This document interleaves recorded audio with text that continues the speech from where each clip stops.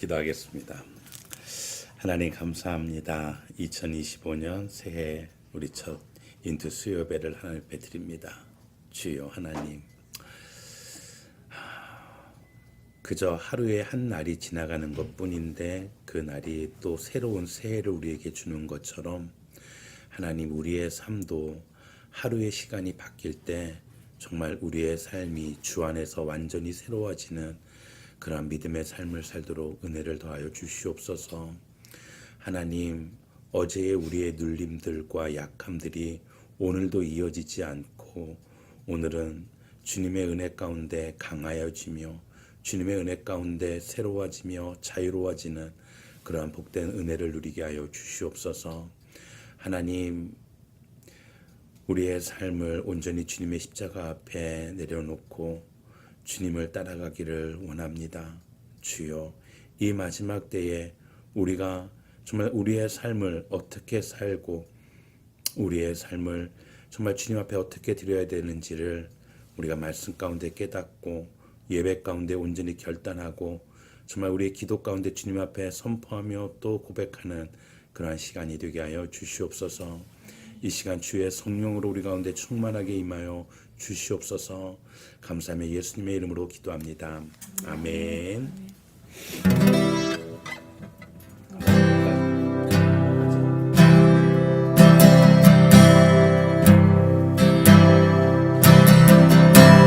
은혜 아니면 살아갈 수가 없네. 호흡마저도 다 주의 것이니 세상 평안과 위로 내게 주신 주 예수, 오직 예수뿐이네.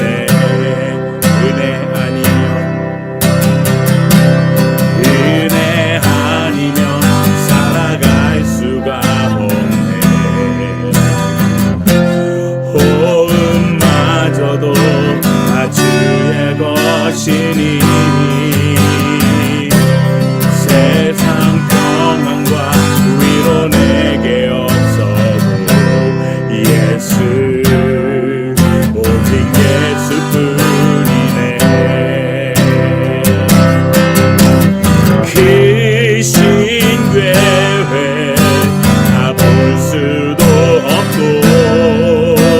작은 고난에 지쳐도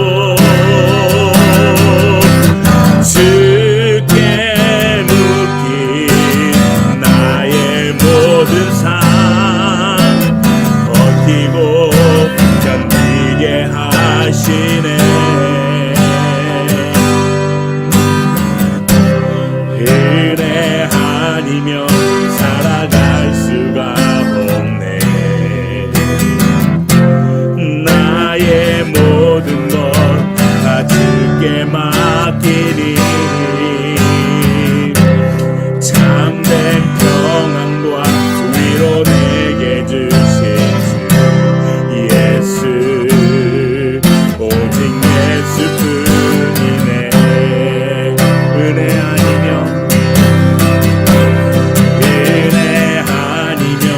살아갈 수가 없네.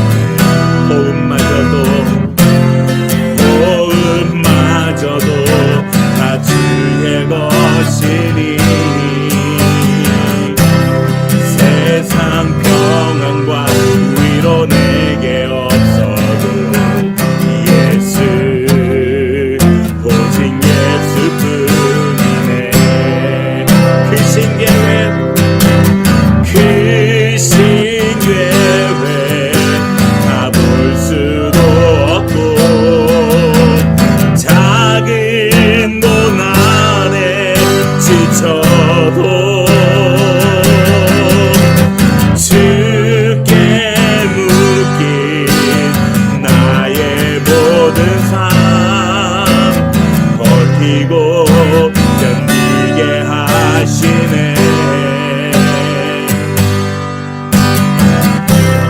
은혜 아니면 살아갈 수가 없네.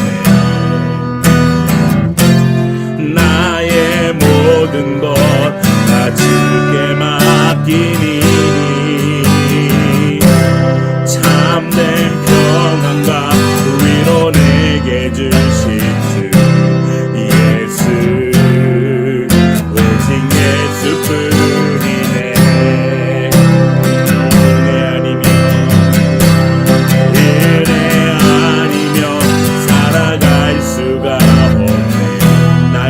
모든 것 나의 모든 것 다 주께 맡기니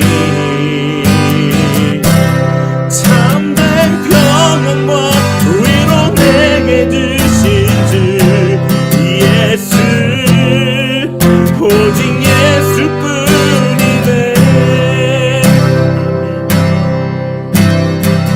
주께서 주신 모든 시간 헛된 것 없네 그 어느 것도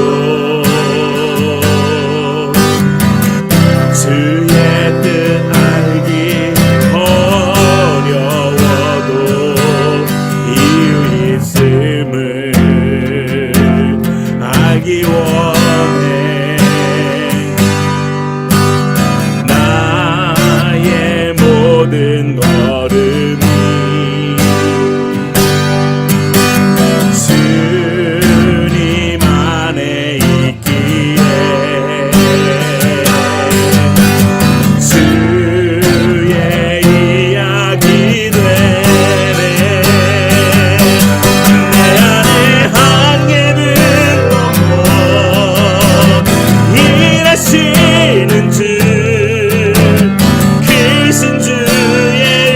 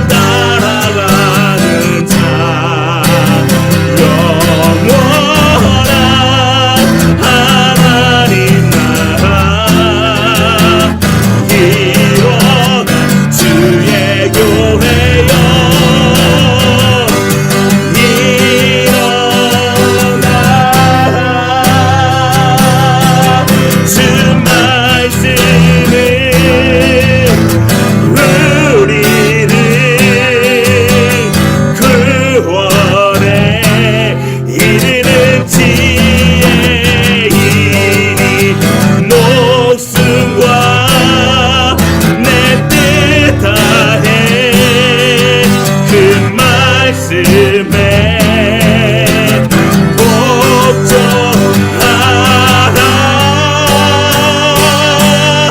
하나님 말씀에 두려워 떠는 자, 그 말씀에 생명을 거는 자, 한 사람 찾으시는 주님의 약속을 믿어. 하나님 말씀에 명을 거는 자, 순종하며 주 따라가는 자, 영원한 하나님 나라 이뤄갈 주의 교회여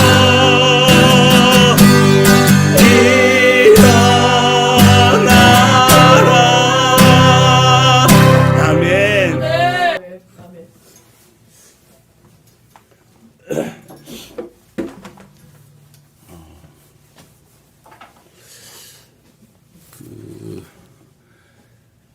제가 가장 좋아하는 거는 아무것도 안 하는 겁니다. 저는 정말 아무것도 안 하고 있으라면 하루 종일도 있을 수 있는 사람입니다. 그래서 저는 예수를 믿는데 가장 부적합한 그러한 성품을 갖고 있습니다. 정말 게으른 그러한 어떻게 보면 정말 게으름을 허락해 준다면 얼마든지 게으르고 싶은 그런 사람입니다. 그래서 저는 이 인투가 너무 감사한 게 저로 하여금 이게요.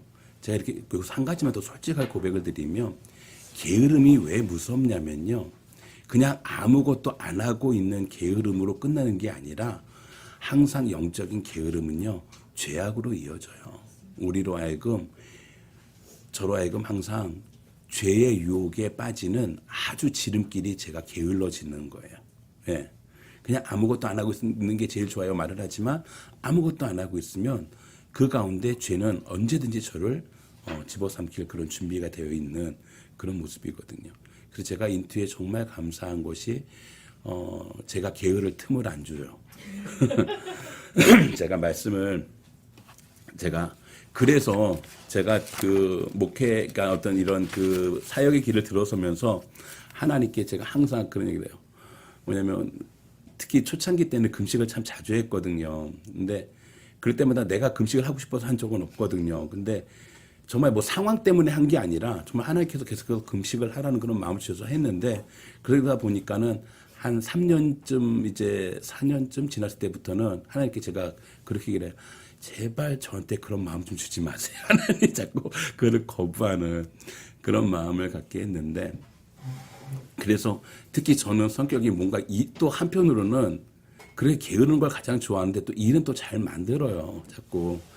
근데 제가 왜 이렇게 서론을 길게 얘기하냐면 사실 2025년 이제 인투에서 나눌 말씀을 준비하면서 제 안에 지난 11월 11월 그때부터 제 안에 계속 그 마음의 감동이 있었던 게 요한계시록이었어요. 요한계시록이었는데 제가 요한계시록은 웬만하면 아직은 하고 싶지 않아요. 왜냐하면 요한계시록은 사실 가장 보수적으로 해석하는 게 좋아요. 그냥 정말 조직신학적으로 해석하는 게 좋아요. 왜냐하면 그렇지 않으면 자꾸 이단적인 잘못된 그런 해석이 될 수 있기 때문에 그래서 정말 성경 그 전체를 정말 그 이해하고 그래서 그 안에서 건강하게 해석해야 되는데 너무 어렵기도 하고 딱딱하기도 하고 제가 그만한 역량도 아직 안 되고 그래서 최대한 좀 미루고 싶었어요. 근데 제 안에 항상 요한계시록을 그래도 해보고 싶던 마음이 있었거든요. 그래서 집사람한테도 정말 힘든데 그럼 나중에 해 그러더라고요. 근데 그래서 이제 겨울방학을 딱 맞이하면서 제가 겨울방학 맞이 딱 하면서 그때 이제 요한계시록 다시 한번 준비하려고 시작을 하면서 딱 봤던 게 찾은 게 여러분 그 우리가 성경에서 복을 얘기한다면은 뭘 가장 먼저 떠오르게 되죠? 복. 그렇죠. 팔복. 예, 마태복음의 산상수훈의 팔복을 얘기를 하죠, 우리가. 그걸 이제 어떤 분들은 7복, 7가지 복이라고 하기도 하고 8복이라고도 하기는 해요. 왜냐면 8번째 복이 앞에 것과 거의 동일하기 때문에 그걸 7복으로 보는데, 그 이유는 숫자 7이 갖고 있는 완전수를 가지고 의미를 하기 때문에 굳이 8복이라고 안 하고 7복이라고 하는데, 하여간 그런, 우리가 이제 대표적으로 하면은 복이 그거죠. 예. 그런데 여러분, 요한계시록에도 7가지의 복이 있습니다. 요한계시록에도 7가지 복이 있어요. 그래서 오늘 새해 선물로 여러분들에게 복을 나눠드립니다. 예, 복을 나눠드립니다. 예.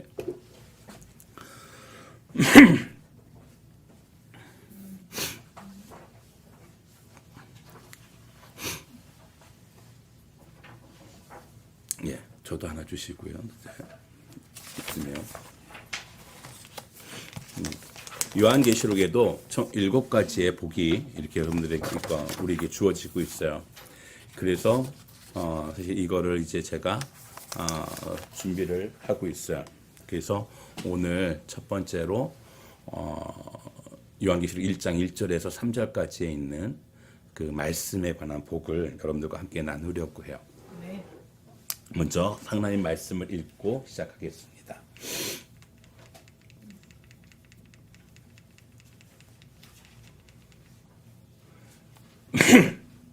우리 함께 1장 1절에서 3절까지 요한계시록 함께 봉독합니다. 시작. 예수 그리스도의 계시라. 이는 하나님이 그에게 주사 반드시 속히 일어날 일들을 그 종들에게 보이시려고 그의 천사를 그 종 요한에게 보내어 알게 하신 것이라. 요한은 하나님의 말씀과 예수 그리스도의 증거 곧 자기가 본 것을 다 증언하였느니라. 이 예언의 말씀을 읽는 자와 듣는 자와 그 가운데 기록한 것을 지키는 자는 복이 있나니 때가 가까움이라. 아멘. 오늘 첫 번째 복은 어떤 복이라고요? 예, 말씀을 읽고 듣고 그리고 그 가운데 기록된 것을 지키는 자는 복이 있다라고 말씀하십니다. 예, 딱 봐도 우리가 말씀에 대한 것을 우리가 이제 알 수가 있겠죠. 한번 보죠. 우리가 사실 요한계시록은 아까 좀 전에 말씀드린 것처럼 요한계시록을 우리가 이렇게 얘기할 수 있겠죠. 성경의 마지막 장이죠, 마지막이죠. 예. 그래서 요한계시록을 우리가 정확하게 이해하는 가장 좋은 방법은 창세, 즉 영원 전부터 영원까지, 예, 그 모든 하나님의 그 시간에 그 하나님의 결국 그 시간들이 무엇을 위한 것일까요? 하나님의 이 시간, 즉 영원 전부터 영원까지, 즉 창세기부터 요한계시록에 관한 모든 것은 결국은 우리를 구원하시는, 그죠? 구원이에요. 구원. 그 구속 사역, 우리가 이제 구속 사역이라고 하는데요. 그것에 대한 성취와 완성을 말씀하는 것이 기록한 것이 바로 요한계시록이에요. 그렇죠? 요한계시록이에요. 그러면서 이 요한계시록에서 우리에게 그렇기 때문에 참 어떻게 보면 요한계시록은 또 문학적으로는 묵시록이기 때문에 그 좀 전에 말씀드린 것처럼 해석하는 데 있어서 참 어려운 부분들이 있어요. 그냥 해석하는 게 아니라 거기에 나와 있는 단어들의 상징성, 예, 다른 성경을 이해하는 것과 다르게, 예, 나팔이라든지 대접이라든지 이런 것들이 갖고 있는 상징성을 가지고 해석을 해야 되기 때문에, 마치 왜 문학에서 다빈치 코드가 나왔던 것처럼 그렇게 어떤 뭔가 상징적인 해석을 필요로 하는 것이 바로 이 묵시록이에요. 그래서 사실은 가장 거의 기독교에서 이 생겨난 이단들의 99%는 대부분 다 이 요한계시록을 자기들 원하는 대로 해석하기 때문에 생겨난 이단들이죠. 쉽게 해서 요한계시록은 얼마든지 자기가 원하는 대로 해석할 수 있는 그러한 여지를 갖고 있는 성경이에요. 그래서 정말 조심해야 돼요. 예, 말씀 안에서. 자, 그러면서 오늘 우리가 이제 복에 대한 것을 우리가 얘기를 하려고 하는데요. 복은 전에도 한번 제가 복에 대한 얘기를 했어요. 그죠? 근데 복에 대한 얘기를 했었는데, 복이라는 게 뭘까요? 복이라는 것에 대한 정의를 좀 우리가 먼저 하고 이제 얘기를 해야지 오늘 말씀이 나올 것 같아요. 복. 그러면 여러분들은 무엇이라고 생각합니까? 복을. 거룩하게 그렇게 얘기하시면 안 되고요. 그냥 일반 생활에서 우리의 삶에서 복. 잘 되는 거. 잘 되는 거. 아주 좋은 대답이에요. 잘 되는 거. 잘 된다는 게 이게 제가 왜냐면 이걸 얘기하려고 하는 거예요. 한국 사람들에게 있어서 잘 된다는 게 뭘까라는 거예요. 그렇죠? 자, 여러분 내 뜻대로 되는 거. 그렇죠? 좋아요. 여러분 우리 어렸을 때 제일 많이 하는 말 중에 하나가 쟤네 집 잘 살아. 예요. 쟤네 집 잘 살아. 근데 그게 제대로 잘 살아면 아무 일 없어가 아니죠. 쟤네 집 잘 살아면 뭐예요? 부자야. 쟤네 집 부자예요. 쟤네 집 부자예요. 예. 저 집 애들 정말 잘 됐어. 라는 표현만 해요. 그렇죠. 성공했어. 돈 많이 벌어. 좋은 대학 갔어. 좋은 직장 다녀. 이런 거죠. 예. 이런 거죠. 예. 이런 거요. 그래서 이 잘 산다, 잘 됐다 이런 표현들이 지금 그런 것들을 많이 포함하고 있어요. 예. 그러다 보니까 여러분 정말 우리가 예수를 믿고 신앙생활 하면서도 우리가 정말 신앙생활을 잘 한다라는 것이 어떤 것인가라는 것에 대해서 항상 이런 결과론적인 세상의 결과론적인 걸 가지고 우리의 신앙생활을 자꾸 평가하고 판단하려고 하는 그런 기준을 갖고 있다라는 거예요. 우리가 복이라는 것도 마찬가지예요. 그래서 사실 동양적인 것과 서양적인 뭐 크게 다르진 않은 것 같은데 이런 복이라는 것을 우리가 행운, 그죠? 그렇게 보면 이제 운명적인 그러한 그 복을 얘기를 해요. 그러다 보니까 이 복을 운명적으로 생각을 하게 되다 보니까 이 복을 내게 주는 어떤 그 운명을 결정짓는 절대자가 있을 거라는 그런 생각을 하게 되겠죠. 이게 종교심인 거죠. 예. 그래서 복을 구하는 많은 그러한 종교적 미신적인 그런 행위들을 하죠. 예. 심지어는 우리 차례를 지낼 때 한국에서 차례를 지낼 때 조상들에게 제사를 지내고 차례를 지낼 때도 결국은 그 조상들로부터 내 자손들이 복을 받기를 원하는 마음으로 그렇게 제사를 지내거든요. 그게 결국은 이 복이라는 것을 그런 운명론적으로 생각을 하기 때문이죠. 그리고 또 하나 한국이 갖고 있는 그 복의 개념 중에 제일 중요한 게 뭐냐면 권선징악 인과응보예요. 착하게 살면 결국은 복을 받는다. 내가 뭔가 열심히 하면 진인사 대천명 그래서 내가 뭔가 최선을 다하면 하늘로부터 복을 받을 수 있다라는 그러한 이 복에 대한 개념을 또 갖고 있어요. 예, 그렇죠. 뭔가 그 당시 예를 들어 조선시대를 놓고 본다면 태어날 때부터 양반으로 태어나고 태어날부터 왕족으로 태어난 그런 복을 누리는 사람이 있다면 정말 그냥 천민으로 태어난 그런 사람들도 있단 말이에요. 그 사람들에게는 아예 복이란 기회가 없겠죠. 근데 그런 사람들에게 그나마 줄 수 있는 것이 바로 니네가 최선을 다하면 하늘로부터 복을 받을 수 있다라는 그러한 내 노력에 의한 복에 대한 그런 것을 우리가 또 생각할 수가 있겠죠. 예. 어떻게 보면 이것은 매우 또 인본주의적인 그러한 복의 개념이라고 할 수 있어요. 그래서 이제 그러면 우리가 사실 이 복의 개념에서 자유롭지 않아요, 우리가. 그래서 항상 우리도 그런 복을 자꾸만 생각하게 돼요. 예. 그러면 성경이 말하는 복은 무엇인가? 사실 구약만 놓고 보면요. 우리가 지금 얘기한 복과 다르지 않아요. 예. 아브라함 하나님께서 택하시고 하나님께서 복을 주시니 정말 가장 놀라운 그 부를 얻게 돼요. 예.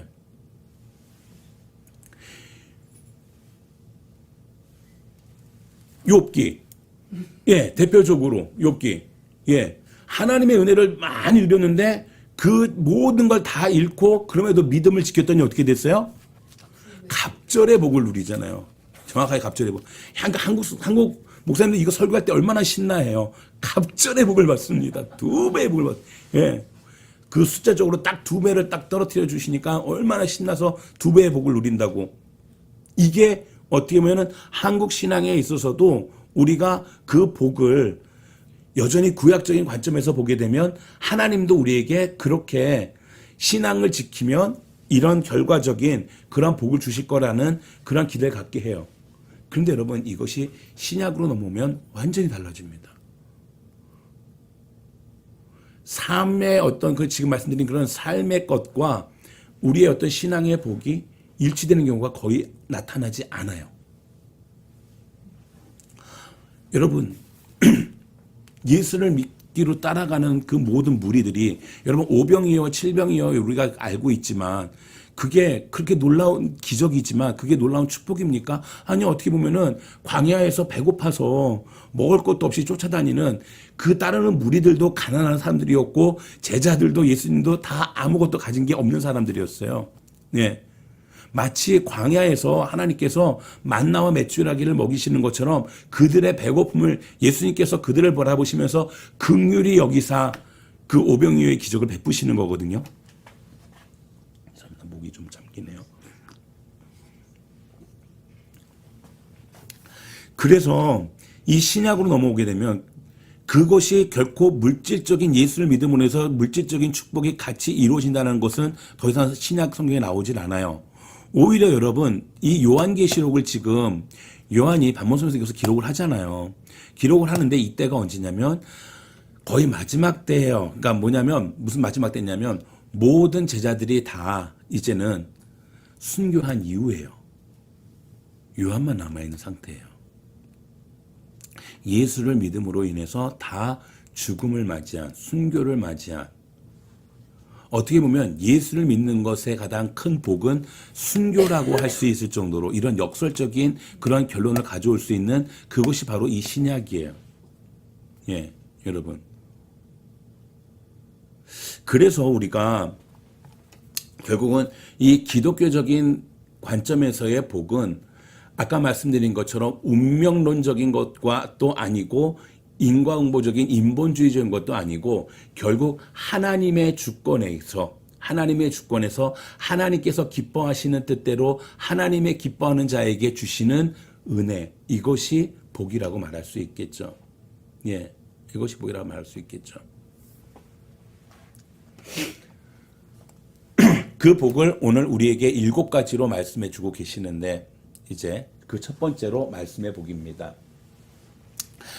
제가 이 말씀을 준비하면서 1절, 2절, 3절을 놓고 계속 준비를 하는데 말씀을 준비하면 준비할수록 이제 이건 맞아. 이건 그렇게 새롭게 제가 깨닫는 부분도 있는데 그래도 불구하고 뭔가 그러니까 이 1, 2, 3절이 하나로 엮여지지 않는 구조가 엮여지지 않는 참 그 고민을 3주 내내 했어요. 그러다가 엊그제 드디어 하나님께서 이제 제게 이 지혜를 주셔서 그나마 이제 깨달을 수 있었던 것이 바로 1절과 2절과 3절이 하나님의 말씀에 대한 하나님의 관점, 그리고 사도 요한의 관점, 그리고 성도의 관점에서 이것을 우리에게 말씀하고 계시다는 것을 볼 수 있었어요. 하나님의 관점에서 오늘 1절 예수 그리스도의 계시라고 하는 이 예언, 말씀이 무엇인가? 하나님의 관점에서는 하나님, 예수 그리스도, 그리고 하나님의 일하심을 드러내어 보여주시는 것, 이것이 계시예요. 이것이 말씀이에요. 예, 이것이 좀 어려운 말로 하나님의 일하심은 하나님의 경륜이라는 표현을 쓰기도 해요.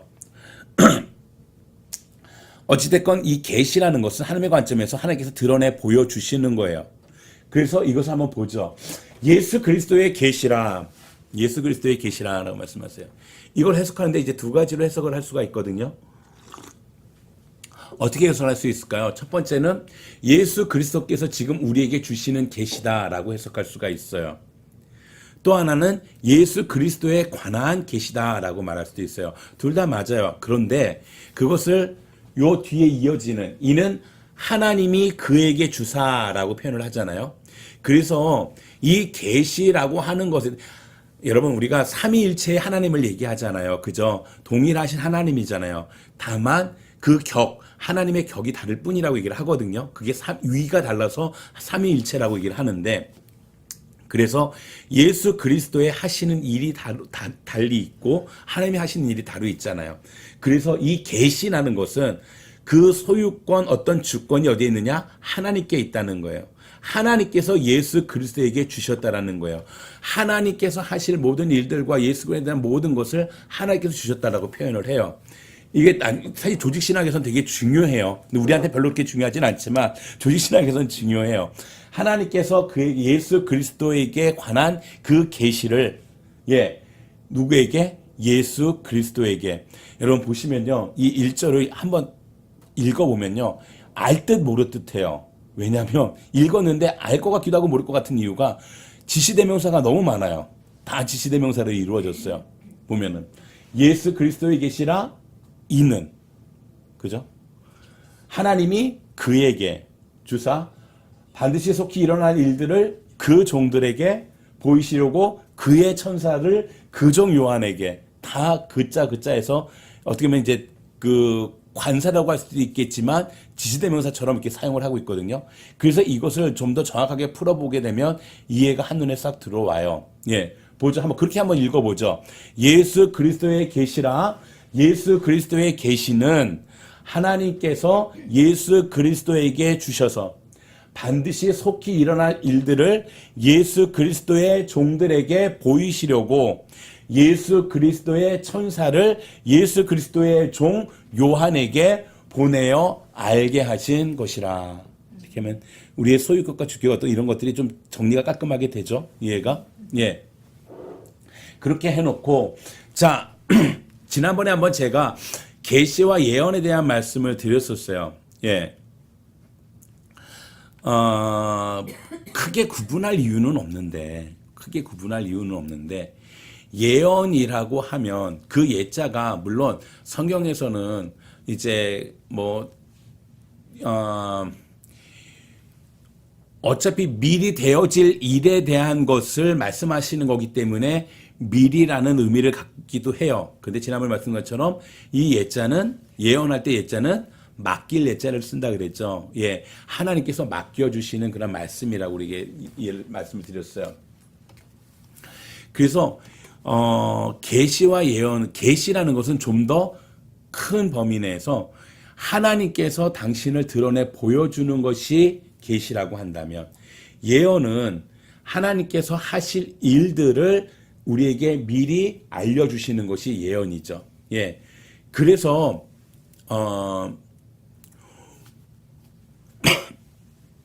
죄송합니다. 목이 제가 좀 오늘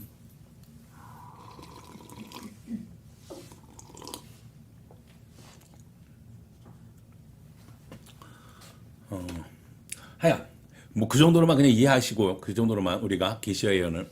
그러면 일단 하나님께서 당신을 드러내 보여주시는 것, 하나님, 예수 그리스도, 그리고 하나님의 하실 일들을 우리에게 드러내 보여주시는 것이 계시라고 했을 때, 이 요한계시록은 하나님께서 예수 그리스도에 관하여, 그리고 마지막 때에 관하여, 그리고 정말 예수 그리스도의 다시 오심에 대해서 우리에게 말씀하시는, 드러내 보여주시는 그런 것이라는 거예요.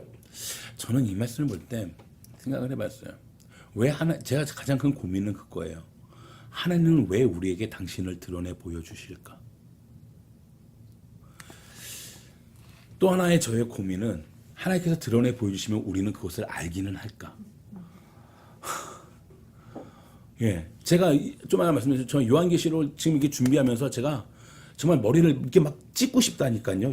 정말 이게 글을 읽어도 분명히 한글로 읽었는데도 무슨 말인지 모르겠어 갖고 막 머리를 찢는다니까요. 그다 어느 날 딱 깨달은 게, 내가 모르는 거는 하나님이 알길 원하지 않으시는구나. 하나님께서 원하시는 것은 내가 여기까지만 알면 된다고 생각하시는구나 라고 그냥 포기했어요. 내 교만이구나 라고 그냥 포기를 했어요. 그러니까 하나님께서 당신을 보여주시는 이유와 목적, 그것은 정말 우리가, 그게 은혜예요. 뒤에서 이제 결국 왜 우리에게 보여주시는가라는 것을 이제 알게 되죠. 이 말씀을 다 이해하게 되면. 자, 이는 하나님이 결국은 지금 이 예언의 통로를 한번 보죠. 과정을. 하나님께서 이 예언을 누구에게 주셨어요? 예수 그리스도에게. 그럼 예수 그리스도는 이것을 누구에게 주셨어요? 천사에게. 그래서 천사를 통해서 누구에게 주셨어요? 요한에게. 그래서 그 요한은 어떻게 해요? 또 우리에게, 성도들에게 이 과정을 거쳐서, 이 복잡 단단한 과정을 거쳐서 하나님이 하나님의 하실 일들을 우리에게 보이신 거예요. 예. 뒤에서 왜 이 과정을 거쳤는지를 우리에게 정말 알게 하셔요. 이게 그냥 우리가 흔히 얘기하는 직통계시, 왜 하나님이 나에게 직접 말씀하지 않으시고 이런 복잡한 과정을 우리에게 주셨을까라는 것을 알게 해주셔요.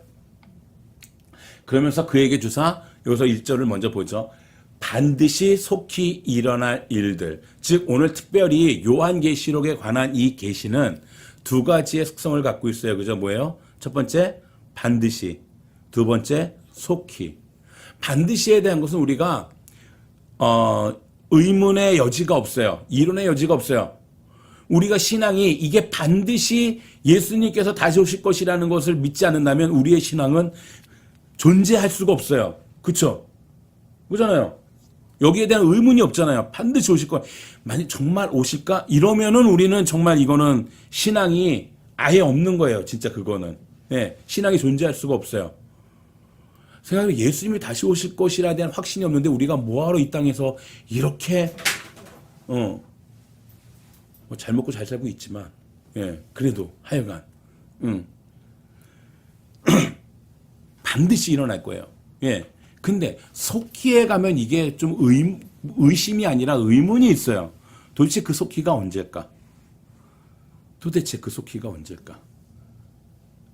예수님이 부활하시고 승천하실 때에도 그가 가신 모습 그대로 곧 오시리라, 속히 오실 것이라고 우리에게 분명히 말씀하셔서, 심지어 그때는 정말 모든 것을 버리고 공동체 생활을 하면서 예수님의 다시 오심을 기다릴 정도로 그렇게 곧 오시기를 기다렸는데 이미 2000년이라는 시간이 지났는데도 여전히 지금의 때를 보세요. 정말 기상이변들. 많은 신학자들이 가장 종말의 때에 분명한 어떤 사인으로 어떤 기상이변을 꼽고 있거든요. 왜냐면 하나님의 주권 안에서 이루어지는 이 모든 천재 어떤 기후들, 이것들이 말도 안 되게 일어나는 것들이 분명히 하나님의 마지막 때에 대한 분명한 사인이다. 근데 정말 지금의 때만 봐도 말도 안 되는 그러한 기상이변들이 이제는 일상화되듯이 일어나고 있어요. 그죠? 사막에 눈이 내리고, 이런 일들이, 정말 구약 시대 성경에 기록됐을 만한 것을 우리가 읽어볼 만한 그런 일들이 지금 이 땅에서 지금 일어나고 있다고요. 그런 말도 안 되는 기상 이변들이. 그런데도 예수님이 언제 오실지 우리는 몰라요. 여전히 죄악이 관연한 소돔과 고모라가 어디 있습니까? 여기 있죠 지금. 남과 여의 정체성이 완전히 무너지고 성적 타락과 온갖 마약과 우리가 보는 모든 매스미디어에서 보는 그런 어떤 문화에서 보여주는 어떤 영화 이런 데서 드러나는 이것이 그 아주 잔인한 영화일수록 그 상을 받을 때에 그 수상에 대한 어떤 그 심사위원들의 평가가 인간의 가장 내면을 잘 보여줬다라고 그렇게 얘기하면서 그런 잔인함들이 인간의 본연의 모습이라고 그렇게 얘기를 하는 이 세대를 우리가 지금 살고 있어요. 지금.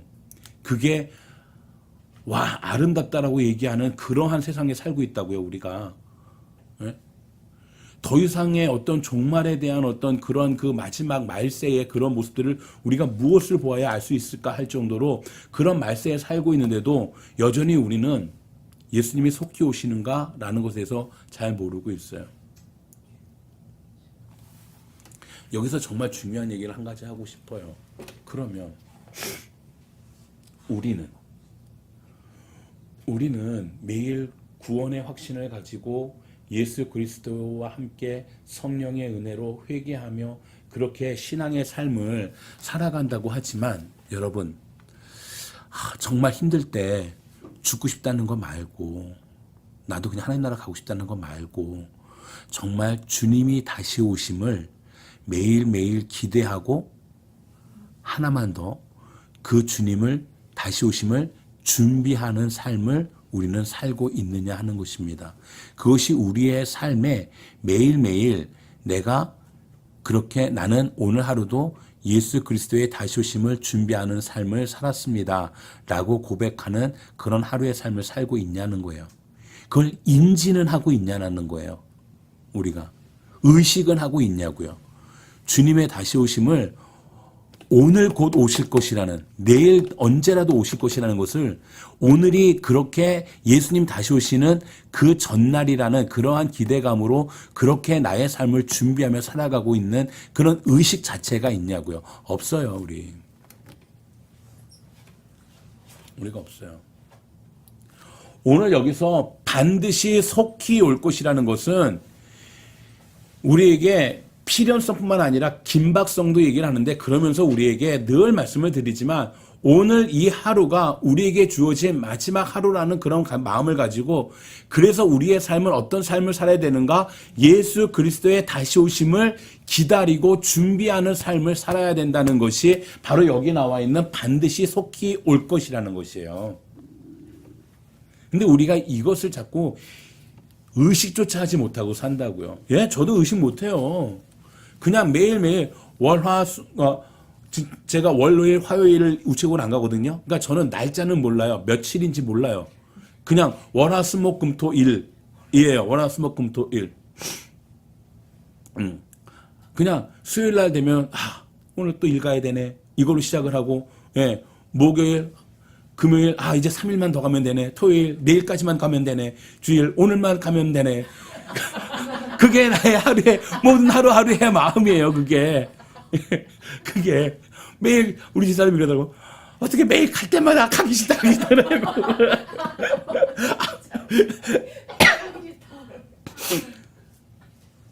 거기에 어디 예수 있으면 다시 오심에 대한 준비의 삶이 있냐고요. 내 삶에. 정말.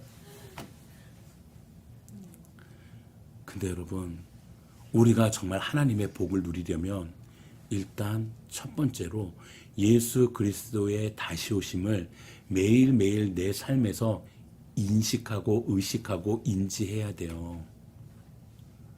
무엇을 통해서? 말씀을 통해서. 그러니까 여러분, 말씀을 읽는다는 것은 결국 구약을 읽건 신약을 읽건 상관없어요. 어느 말씀을 읽건 예수 그리스도를 우리가 알기 위해서 말씀을 읽는 거고요. 그 어떤 말씀을 읽건 여러분 묵상을 할 때 항상 앞으로 꼭 기억하세요. 여러분들에게 이건 복이에요. 진짜.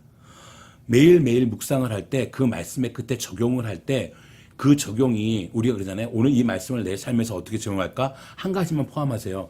주님 다시 오심을 준비하는 나의 삶에서 어떻게 적용할까? 여러분 이렇게만 여러분들이 적용을 해도요. 매일매일 주님 다시 오심을 기억할 수 있잖아요. 바뀐 건 없어요. 그냥 내 삶은 마찬가지예요. 똑같아요. 하지만 말씀을 묵상하고 읽고 그 말씀을 내 삶에 적용할 때 앞으로는 한 가지만 그 단어를 넣어보라고요. 주님 다시 오시는 그날을 준비하는 오늘 나의 하루의 삶에 이 말씀을 나는 이렇게 적용하겠습니다. 그게 정말 복된 삶이 되는 거라고요. 여러분. 그 일들을 종들에게 보이시려고 그 천사를 그 종 요한에게 보내어 알게 하셨습니다. 라고 얘기를 해요. 자, 이제 2절로 넘어가서 이게 하나님께서 우리에게 보여주시는 하나님의 계시예요. 그러면 왜 이것을 요한을 통해서 주셨을까? 그러면서 왜 예수 그리스도를게 주셨다는 것이 무슨 말씀일까? 이 2절에 두 가지가 같이 담겨 있어요. 요한의 관점은 하나님 예수 그리스도 하나님의 일하심에 관하여 내가 본 것을 증언하는 것이라고 우리가 이제 정리를 할 수 있거든요. 내가 본 것을. 이 중요해요. 자, 왜 요한을 통해서 말씀하셨는가 보죠. 요한은 하나님의 말씀과 예수 그리스도의 증거 곧 자기가 본 것을 다 증언하였느니라.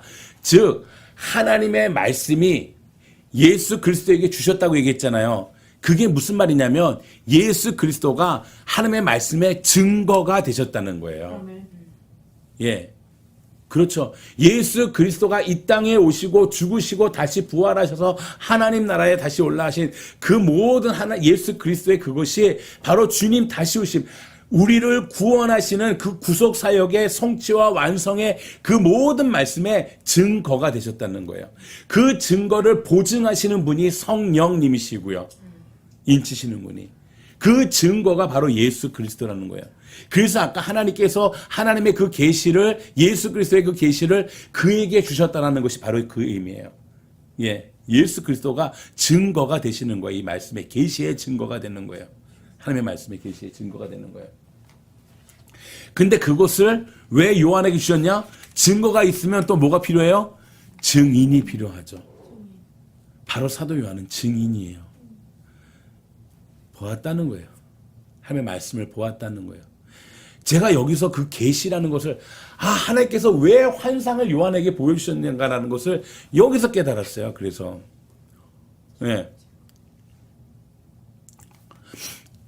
환상을 보여주신 것은 요한으로 하여금 뭐 신비로운 것을 보여준 것이 아니라 하나님의 계시가 예수 그리스도로 인하여 증거되었음을 눈으로 보게 하시는 증인이 되게 하신 사건이에요. 이게 요한계시록이. 예.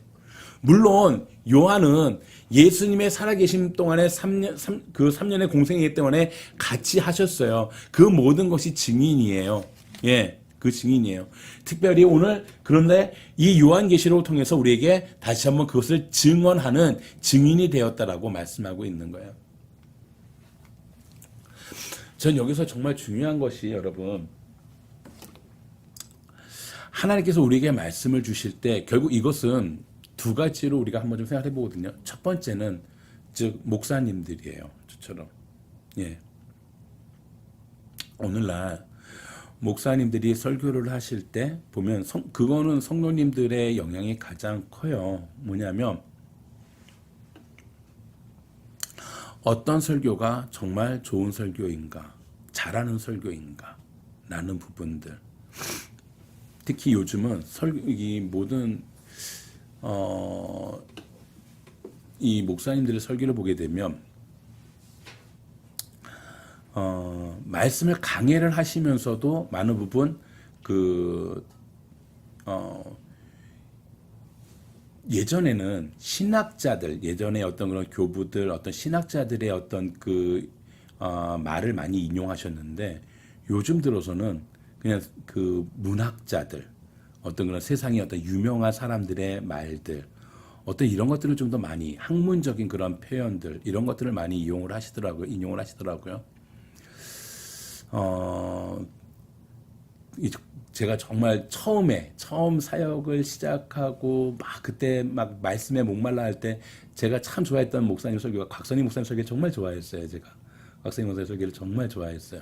예, 곽선희 목사님 설교를 정말 어느 목사님 설교보다 곽선희 목사님 설교를 좋아했는데 그분들 이게 보면은 그런 인용을 참 많이 하시는 그런 설교를 많이 하셨어요. 예, 오히려 오카는 목사님 같은 경우는 정말 인용보다는 정말 말씀에서 그렇게 중심에서 이렇게 설교하시려고 하시는 그런 모습들을 많이 제가 그래서 참 나중에 또 이제 그 사나이에 교회에서 오카는 목사님 설교를 많이 그렇게 예배를 드렸었던 걸로 기억을 하는데 오늘날에 보게 되면 여러분 정말 설교가 하나님 말씀에서 주어지는 설교보다 뭔가 세상적인 관점에서의 그러한 설교를 하는 경우가 참 많아요. 그리고 그것을 듣기를 원해요. 예, 좀 더 지식적인 설교 아니면 좀 더 고급스러운 설교 아니면 좀 더 깔끔한 설교 뭐 이런 표현들 많이 쓰거든요. 가장 큰 문제는 내가 듣고 싶은 설교를 듣기를 원해요. 우리는. 예, 정말 그게 가장 큰 문제거든요. 제가 늘 말씀을 드리지만 여러분 교회에서 목사님들이 설교를 할 때 그 담임 목사님들이 이제 맡겨 나와서 인사할 때 은혜 받았습니다라고 하는 것에 대해서 목사님들이 가장 걱정하는 것이 그거예요. 예. 성도님들이 설교 딱 끝나고 나오는데 은혜 받았어요 목사님 그러면요 이게 정말 왜냐면 당신은 오늘 회개하라고 막 설교했는데 은혜 받았어요 그러면서 웃으면서 설교하거든 인사 안 하면은 이분이 진짜 뭘 뭐에 은혜 받았다는 건가라는 생각을 하게 되는데 결국 여러분 보세요. 정말 내가 하나님의 말씀을 들을 때에 아멘 하는 것이 어느 말씀에 아멘을 하는가. 내가 듣고 싶었던 것, 내게 축복하는 말씀, 내가 그동안에 뭔가 좀 나를 시원하게 하는 그런 말씀, 이런 말씀들. 예. 근데 아니요. 아니요. 하나님께서 우리에게 보여주신 그 말씀을 사실은 이 목사님들은 증거해야 돼요. 그것이 목사님들의 사명이에요. 정말. 제가 웬만하면 설교하면서 다른 본문도 잘 인용을 안 하는 이유는 제가 성경을 잘 알지도 못하지만 설교를 준비할 때도 가능하면 제가 제일 조심하는 게 두 가지예요. 하나는 내가 하고 싶은 말을 하려고 하는 것을 최대한 배제해요. 예. 내가 하려고 하는 말을 최대한 배제해요. 결국 그것이 이제 쓸데없는 말들을 안 하려고 하고 결국 하나님께서 주신 말씀에 집중하려고 하는 거죠. 그런 말씀에 집중하려고 하는 거죠. 근데 오늘 그러면서 여기서 자기가 본 것이라는 것을 표현하잖아요. 자기가 본 것. 저는 이것을 물론 여기서는 사도 이 요한이 두 가지를 보았죠. 첫 번째는 아까 말씀드린 것처럼 예수님과의 3년의 공생애 동안에 예수님을 보았죠. 그리고 지금은 또 하나님께서 보여주시는 계시를 통해서 이것을 보았죠. 예. 결국 근데 저는 이것을 좀 더 제 입장에서 이것을 말한다면 결국 하나님께서 내게 보여주신 결국 그것이 내가 내 삶을 통해서 내가 인정하게 되는 하나님의 말씀. 즉 내가 내 삶으로 고백하게 되는 말씀. 그것이 저는 내가 본 것이라고 그렇게 이 말씀을 받았어요.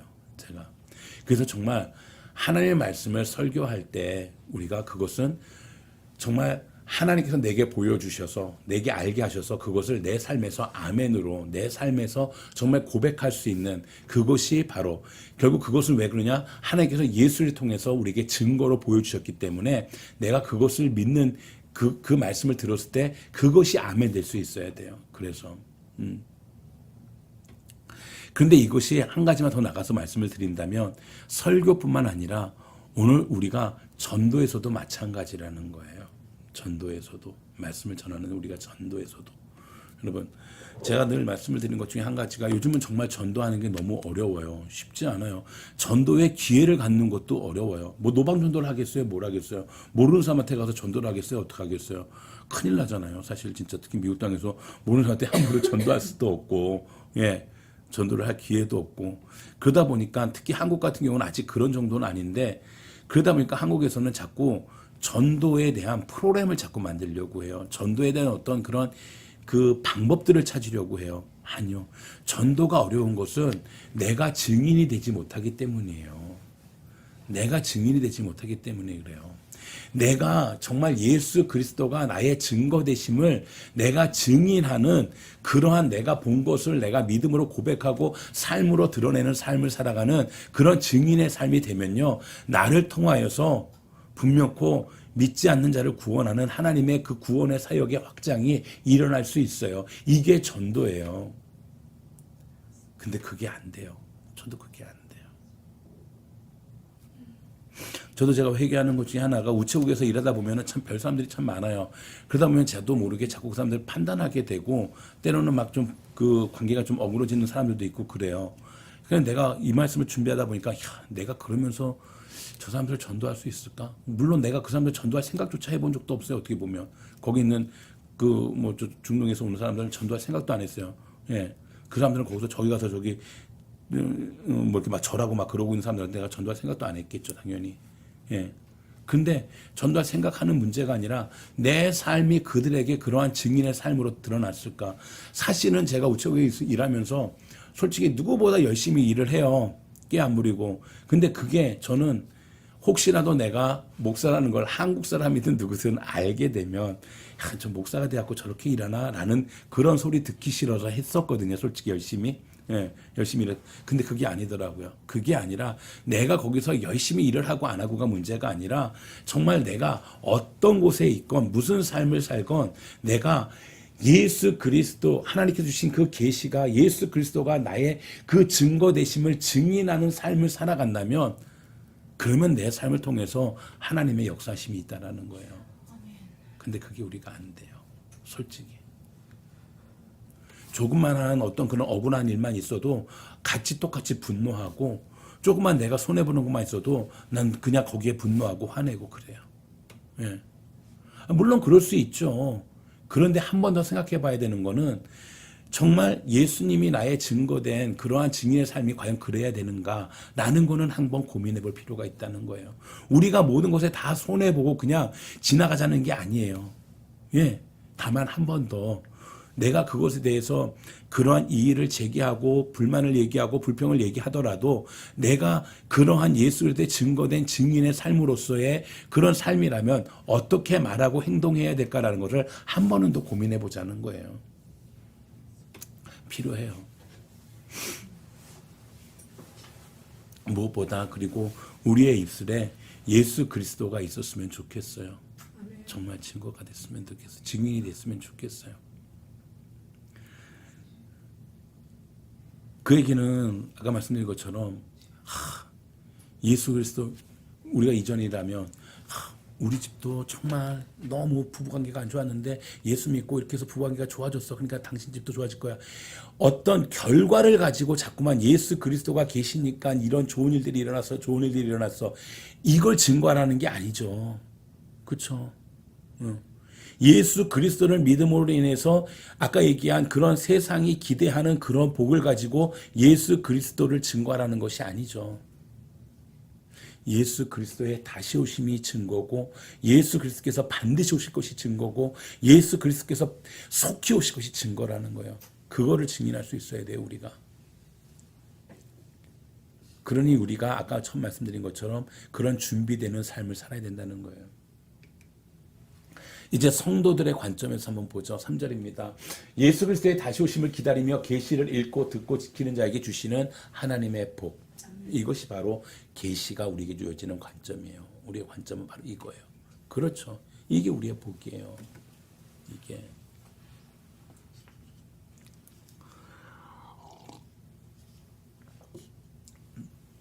한번 여기서 보게 되면 정말 말씀을 읽고 듣고 지키는 자라고 그것에 그 가운데 기록된 것을 지키는 자라고 표현하고 있잖아요.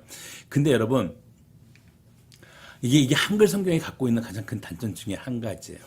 별로 근데 되게 중요해요. 사실은 말씀을 읽는 자 그리고 듣는 자 지키는 자 이렇게 돼 있잖아요. 한글은. 근데 영어 성경을 보게 되면요 앞에는 그냥 읽는 자 단수인데요. 뒤는 nose라는 대명사를 써서 복수예요. 예. 듣는 자와 지키는 자는 복수예요.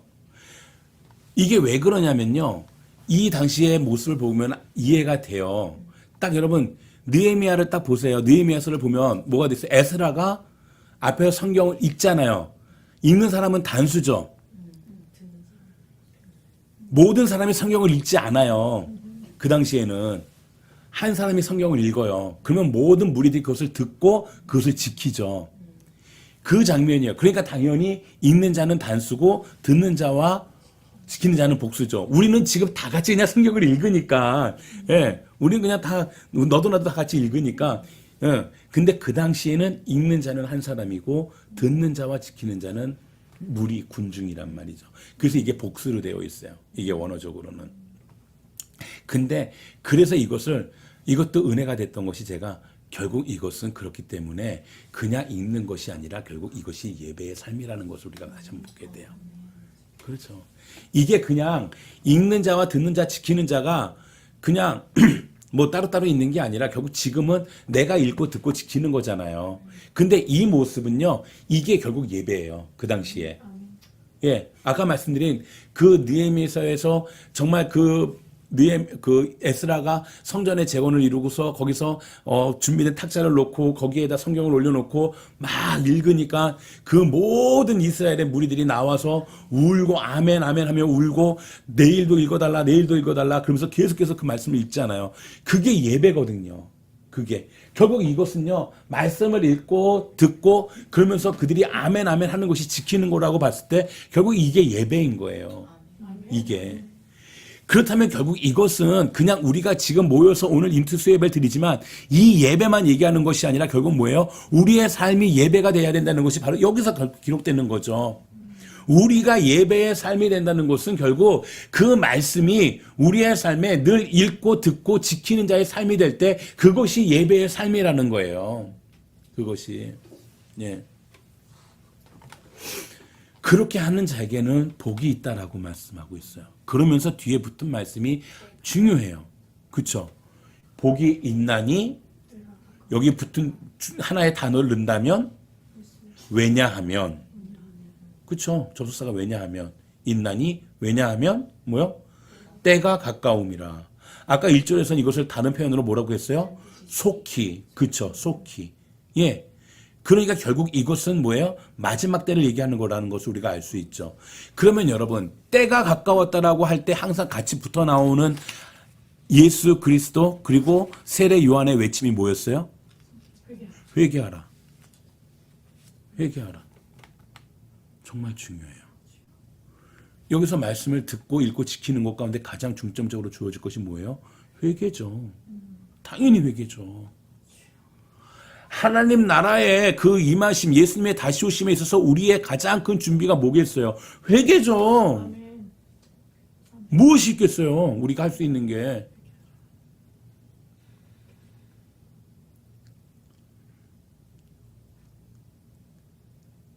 왜 우리는 근데도 말씀을 읽고 듣는데 회개가 안 될까? 말씀을 읽을 때 정말 하나님께서 회개할 만한 그런 말씀을 딱 주잖아요. 우리의 첫 번째 반응은 맞아. 걔 회개해야 돼. 걔 회개해야 돼. 이게 우리로 하여금 회개를 못하게 만들어요. 두 번째, 하나님께서 회개의 말씀을 주시잖아요. 하나님, 근데요. 내가 항상 가장 많이 쓰면 그런데라고 변명하는 거. 예. 변명하는. 나의 잘못 앞에서 변명하는. 이게 우리로 하여금 회개를 막아요. 예. 우리 인간의 본성이 그래요. 정말. 예. 하나님께서 우리에게 죄를 깨닫게 하실 때 우리는 그래 그 죄가 정말 맞아라고 하면서 머리에서 딱 누군가를 한 사람 딱 떠올리면서 예. 예. 나는 비껴나가게 만들어요. 그러니까 정말 우리가 그런 얘기 하잖아요. 그러니까 우리가 이제 하나님의 말씀을 자로 원어적으로 자의 의미도 갖고 있거든요. 근데 그 자라는 것이 결국 우리가 그런 얘기를 하잖아요. 남에게 되는 잣대와 나에게 되는 잣대가 항상 우리는 달라요. 예. 남에게는 엄격하고 나에게는 아주 관대해요. 이게 반대가 돼야 되는데 그게 안 돼요. 참. 네. 근데 여러분 이거는 권면이 아니라 잘 이 말씀을 들어보세요. 그렇기 때문에 내게 엄격하게 그 잣대로 나를 회개하는 자가 뭐라고요? 복이 있는 거라고요. 내가 그 하나님께서 내게 회개의 영을 주시는데도 다른 사람 회개를 생각하는 것이 하나님께서 내게 주신 복을 차는 거예요. 그걸 거부하는 거예요. 내가 하나님께서 나에게 회개의 영을 주시는데도 변명하고 합리화하면서 그 죄를 회개하지 못하는 것이 하나님께서 주신 복을 내가 걷어차는 거라고요. 오히려 내가 그 죄인입니다 라고 자복하고 회개하는 것이 하나님의 복이라고요. 그것이 주님 다시 오심을 준비하는 자의 가장 중요한 삶의 모습이라고요. 그것이 하나님께서 우리에게 이 계시를 드러내 보여주시는 목적이고 이유라고요. 이것이.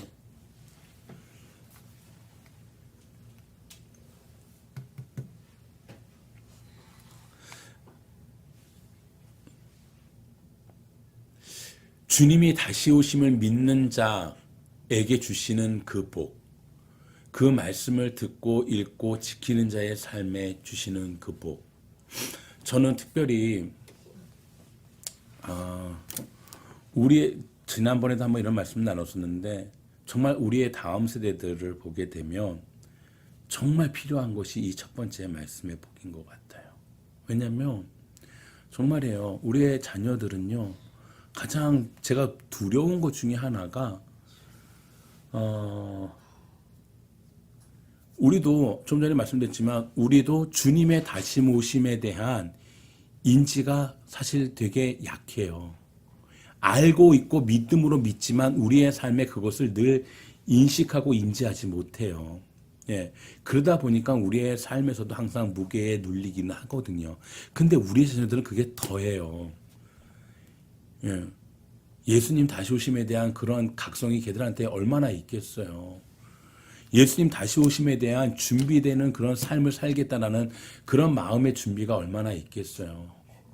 문제는 그게 없다 보니까 이 세상을 살아가야 되는 참된 의미가 없다니까요. 문제는 꼭 이렇게 살아야 돼. 꼭 이렇게 힘들게 살아야 돼. 예. 그러니까 요즘 젊은 사람들이 쉽게 삶을 포기하는 이유가 정말 어떻게 보면 삶에 대한 의미를 찾지 못하기 때문이에요. 삶에 대한 의미를 찾지 못하다 보니까 삶에 내가 살아야 되는 이유보다 내가 그냥 지금 살기 싫은 내가 지금 살기 싫은 이유가 훨씬 더 크게 느껴지기 때문에 그 삶을 포기하는 거거든요. 그래서 정말 우리 다음 세대들에게, 우리 자녀들에게 정말 생각하게 하고 갖게 해야 되는 것이 주님 다시 오시는 그 날에 대한 소망이에요. 이것이 소망이고 이것이 기대예요. 저는 한마디로 결론을 내린다면 오늘 이 말씀을 읽고 듣고 지키는 자에게 주어지는 복은 결국은 주님 다시 오시는 그날에 대한 참된 삶의 소망을 붙잡을 수 있다는 거예요. 예. 여러분, 하나님은 우리가 정말 하나님의 그 말씀 안에서 굳건히 서서 정말 주님 다시 오심을 기다리고 그래서 그날에 우리를 기뻐 맞이하시기를 원하시죠. 주님은. 저도 그날을 기대하고 소망합니다. 정말로 기대하고 소망합니다. 그런데 그날이 바로 내일이 될 수도 있고 오늘 당장이 될 수도 있어요.